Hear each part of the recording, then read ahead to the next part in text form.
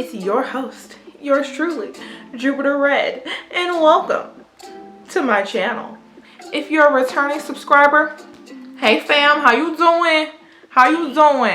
You kind, you smart, you loyal. Did I say that right? And if you are a newbie just checking out my channel, hey, go ahead and shoot that subscribe button. You know you want to do it. Speaking of subscribe buttons, my new subscriber goal is 1000, okay? 1,000 subscribers. Do we have the strength? Do we have the intelligence? Do we have the power? Can we be 1,000 Jovians strong? Well, let's ask Bob the Builder. Fuck yeah! Thanks, Bob. Anyway, let's get into the video. So today I'm back with another story time. It was not in my intention to be a story time YouTuber, but I guess that's how it's gonna be for right now because I have some crazy stories to tell you guys, and I would just love for you guys to just listen, grab your popcorn, grab your soda, water, alcoholic beverage, whatever you need to grab, because this is about to be a long story. This is the story time about how I saved my ex from potentially getting raped.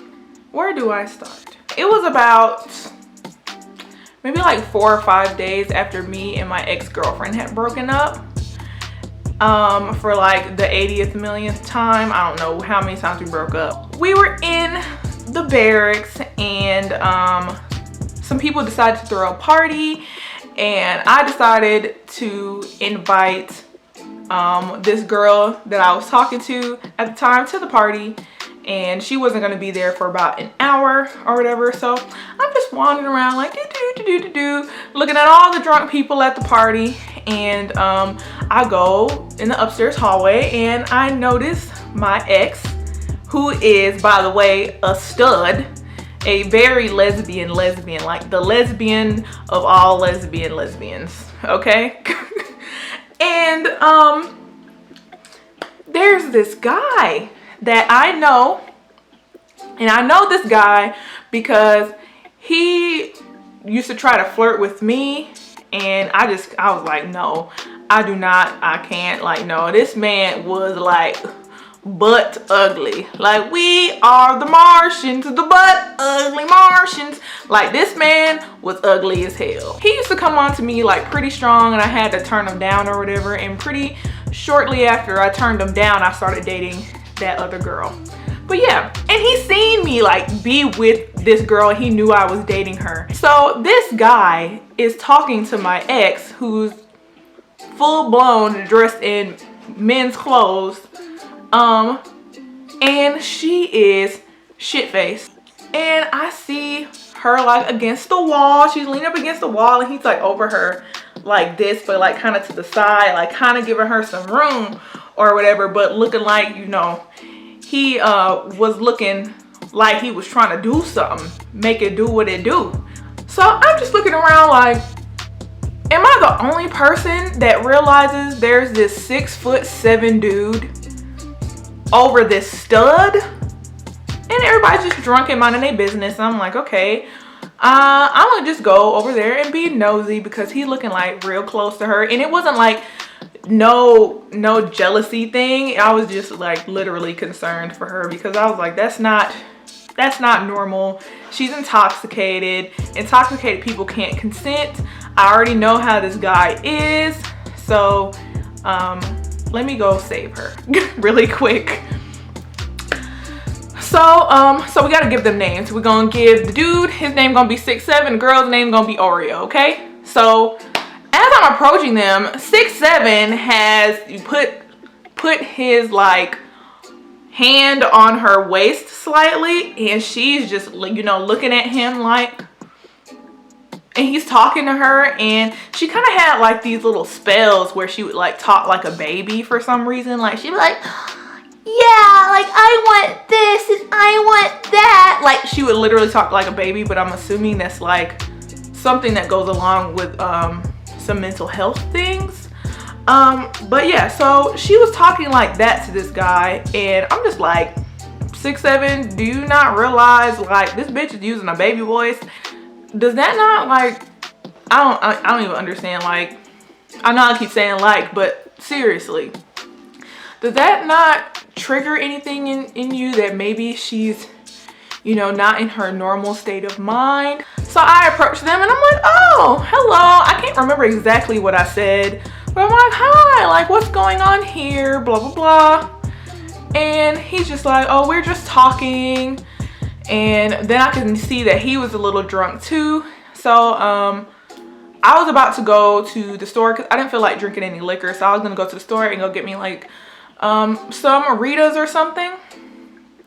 And I invited them to go to the store with me so I can go get some Ritas. We get in the car, and then one of me and Oreo's mutual friends met up with us, and she decided to tag along with us. So we went to the store and we bought what we wanted to buy, and 6'7" was acting all drunk in the store and they wouldn't give him the alcohol, but that's a story for another time.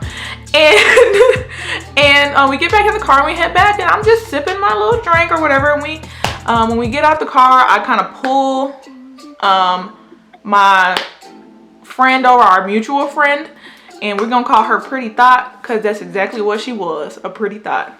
So I pull Pretty Thought over and I'm like, hey, Pretty Thought, I can't sit here and babysit Oreo because I got a chick coming over that I'm trying to talk to.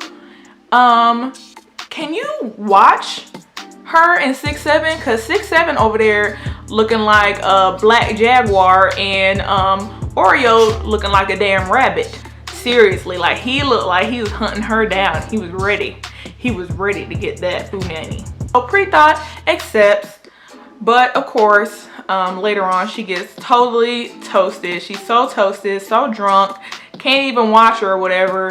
And 6'7" is really like walking around like they're walking by themselves now. And I know a lot of you are probably saying like, oh well, Oreo probably wanted the dick. Well, I don't know if Oreo wanted the dick, but all I know from my experience with Oreo is a fucking lesbian, okay? She's not in any way questionably straight in my eyes. Like, I would never see her as bisexual or anything. She just seems like the type of girl who truly deep down is a lesbian. And yeah, so I go over to 6'7". I finally just confront him like, hey, 6'7", you know this woman is a lesbian, right? Like you're sitting here trying to talk to her, but she's gay, and you're touching on her, and she's gay, and she's drunk, and you're drunk. So you should probably not be touching on her like that. So he's basically like upset, like, I'm not even trying to get at her like that. I'm just trying to talk to her and see what's up. And I'm like, no, you need to leave her alone. So I get Oreo and I start walking her down the hallway. And 6'7" is following us, talking about you're being a cock blocker, but hold up. Nigga, you just said you wasn't trying to get nothing from her. Just caught you in your own lie. But there was no way I could just sit there and let that go down, because he was just slowly luring her into his room, and I could just see it happening. So me and him start arguing. I can't even remember what I was saying, but all I know is he was calling me a bitch, and I was like, nigga, I'll beat your ass with a bat, blah, blah, blah. He's like, you really think you can fight me? I'm like, no, I'm not about to fight you. I'm about to beat your ass with a bat, nigga. Like, what the fuck? Am I stupid? Like, bitch, no. Nigga, no. And all of a sudden, the girl who I invited walks up the stairs with her two homeboys. And she's a stud too. And she looks at 6'7", and old dudes that are with her looking at 6'7" too. And then she says, is there a problem? She couldn't have had more perfect timing right then and there, because I didn't have time to go grab my bat. I was about to have to fight that nigga like straight up right then and there. And then she pop up, and then all of a sudden he like, nah, there's not a problem.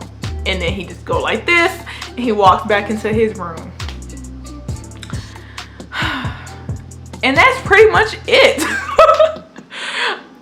So technically, did I save her? I did, because I was really about to like put my hands on this dude and potentially get my ass whooped so that this dude doesn't rape my ex, because like this dude, like he had no boundaries. Like he just wanted to put his dick in something. He wanted to put it in a vagina, and he didn't care whose vagina it was. He didn't care if it was drunk vagina, high vagina, little vagina, big vagina. He didn't care what kind of vagina it was. He just wanted some vagina. So yeah, and then I continued with my night, and I also ended up tossing Oreo to Pretty Thought again, because I was like, she's safe now. Like he's gone. Big bad boogeyman's gone, or whatever. They can just go enjoy themselves now. And then the next day I find out that Pretty Thought and Oreo fucked. So I was like, damn, I basically protected her from potentially getting raped from 6'7", and then Pretty Thought went and fucked her. That was some funny shit. But yeah, so that's pretty much the story on how I protected my ex from potentially getting raped. If you like this story, go ahead and hit that like button, and don't forget to shoot that subscribe button. You know you want to do it. And follow me on social media. I don't care about no other social media but Twitter, okay, for right now. So follow me at JupiterRed with 2 D's _, and I will follow you back. I'm not trying to gain followers. I'm trying to follow people so that my timeline is not absolutely blank, because I have like nobody. I'm barely following anybody, and barely anybody is following me. So let's be friends. Let's talk. Let's chit chat. You know, Jupiter don't got nothing but time, so we can be friends. Okay? Okay. Thank you guys for watching, and toodaloo.